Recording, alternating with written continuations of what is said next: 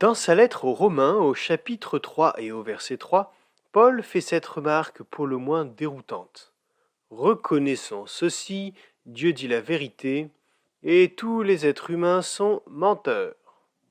Ah, il est certain que cette affirmation peut être pour le moins difficile à entendre. D'ailleurs, Paul enfonce le clou quelques versets plus loin en citant le psaume 14. Aucun être humain n'est juste, même pas un seul. Personne n'est intelligent, personne ne cherche Dieu. Tous ont quitté le bon chemin, ils sont tous corrompus. Personne ne fait le bien, pas même un seul. Leur gorge est comme une tombe ouverte. Avec leur langue, ils trompent les autres. Sous leurs lèvres, c'est le poison de la vipère.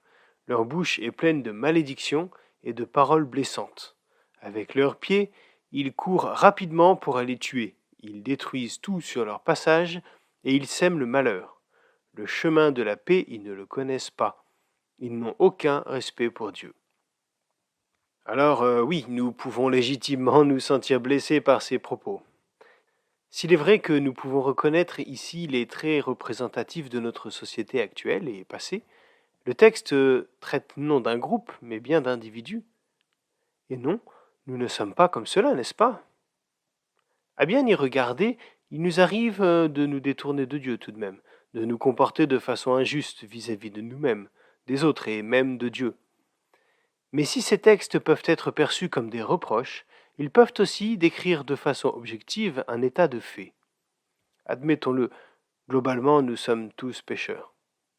Mais ce qui est beau dans le message de l'Évangile, c'est que ce n'est justement pas un reproche, il s'agit plutôt d'un appel au changement. Car c'est en acceptant la réalité de la situation désespérée dans laquelle nous nous trouvons que nous pouvons réellement prendre toute la mesure de ce que représente la grâce et le pardon de Dieu. Dieu ne nous rejette pas à cause de nos péchés. Nous n'avons pas à chercher à être bons pour nous attirer sa sympathie.